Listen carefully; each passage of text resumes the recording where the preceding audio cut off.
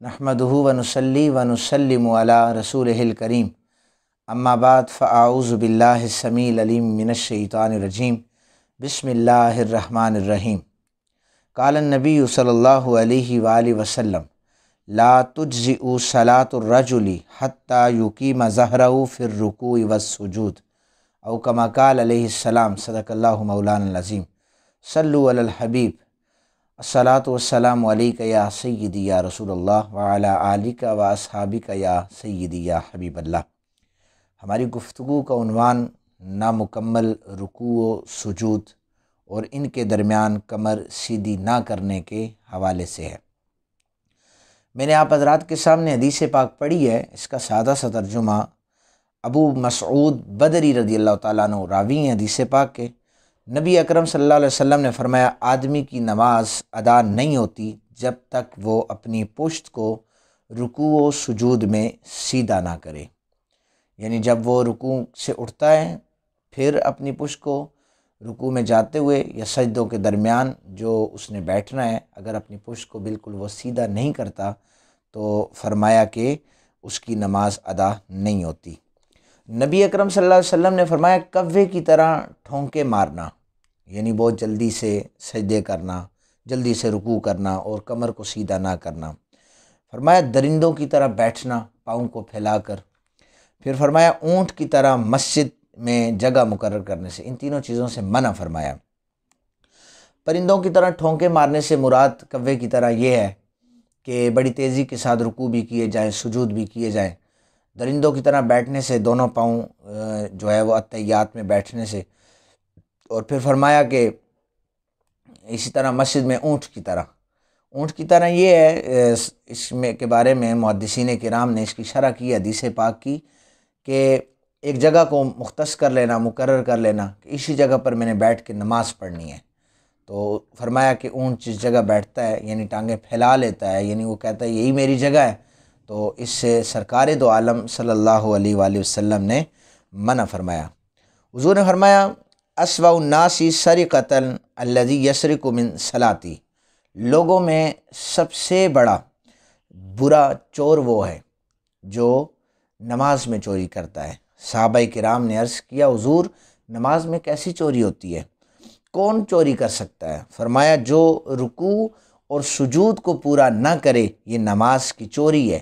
لا یقیم صلبہ فی الرکوع والسجود، فرمایا کہ جو اپنی پشت کو سیدھا نہیں کرتا یہ نماز میں چوری کے مترادف ہے۔ حضور نے فرمایا کہ صحابہ کہتے ہیں کہ نبی اکرم صلی اللہ علیہ وسلم کی جب بارگاہ میں ہم حاضر ہوئے، آپ کی بیعت کی، نماز پڑھی، آپ نے اپنی آنکھ مبارک سے ایک شخص کی طرف دیکھا۔ وہ کون ہے؟ میں نماز پڑھ رہا تھا۔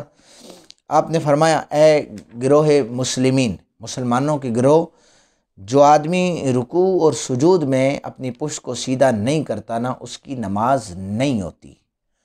ہم نماز میں ہمیں بڑی جلد بازی ہوتی ہے، نماز کے جو رکوع اور سجود ہیں انہیں اچھے طریقے سے ادا نہیں کرتے، تو واضح طور پر شارع اسلام صلی اللہ علیہ وآلہ وسلم نے اعلان فرما دیا ہے کہ اس شخص کی نماز نہیں ہوتی۔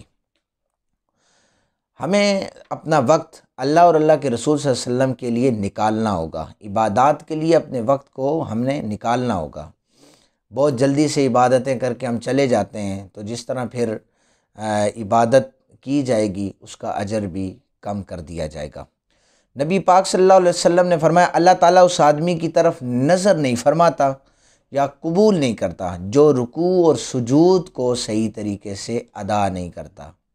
اس کے برعکس یہی ہو گیا کہ جو رکوع اور سجود اچھے طریقے سے ادا کرے گا اللہ تعالیٰ اس کے اوپر نظر کرم فرمائے گا۔ آقا پاک صلی اللہ علیہ وسلم نے ایک آدمی کو نماز پڑھتے ہوئے دیکھا جو رکوع پورا نہیں کر رہا تھا اور سجدے میں ٹھونکے مار رہا تھا کوے کی طرح۔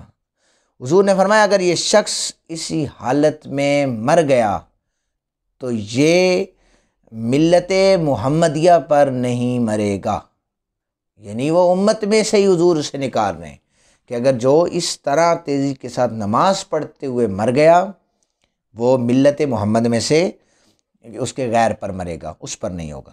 حضور نے فرمایا ایسے شخص کی مثال جو رکوع مکمل نہیں کرتا، سجدے میں ٹھونگے مارتا ہے، اس بھوکے کی طرح ہے جو ایک دو کھجوریں کھاتا ہے یہ اس کی بھوک نہیں مٹاتی، یعنی وہ نماز پڑھتا ہے، عبادت کرنے آتا ہے، لیکن عبادت کی وہ جو لذت ہے وہ پوری نہیں ہوتی، اور جو اس کا اجر ہے وہ بھی اسے پورا نہیں ملتا۔ سیدہ عائشہ صدیقہ رضی اللہ تعالی عنہا، آپ راویہ ہیں، فرماتی ہے حضور نبی رحمت صلی اللہ علیہ وآلہ وسلم نے فرمایا اللہ کے ہاں ہر فرض نماز کا ایک وزن ہے، اور اس کو جو جس طریقے سے صحیح طریقے سے ادا کرے گا اسے پھر پورے وزن کا پورا حساب دیا جائے گا۔ بے شمار احادیث ہیں نماز کے حوالے سے، جو نماز میں خشوع اور خضوع کے حوالے سے میں نے پہلے بھی عرض کیا ہے۔ صحابہ کرام جب نماز پڑھا کرتے تھے تو جب وہ رکوع کی حالت میں ہوتے تھے، ان کی پشت پر اگر کوئی گلاس بھی رکھ دیا جاتا تھا تو وہ گلاس گرتا نہیں تھا، پرندے آ کر بیٹھ جایا کرتے تھے۔ صحابہ کی نماز میں اتنا خشوع اور خضوع ہوتا تھا، وہ یہ سمجھتے تھے کوئی پتھر ہے۔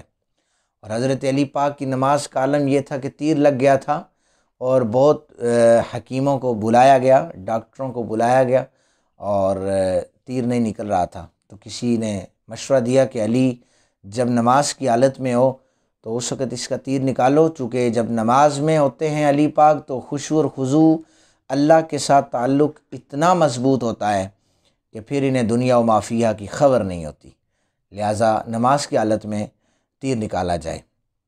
تو جو حکیم تھے انہوں نے ایسا ہی کیا، اس پر عمل کیا۔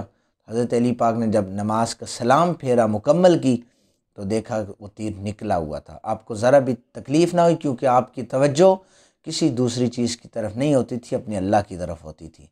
تو نمازوں میں اپنی توجہات اور توجہات کا مرکز وہ اللہ کی ذات کو بنائیں۔ اللہ تعالی ہم سب کو عمل کرنے کی توفیق عطا فرمائے۔ وما علینا الا البلاغ المبین۔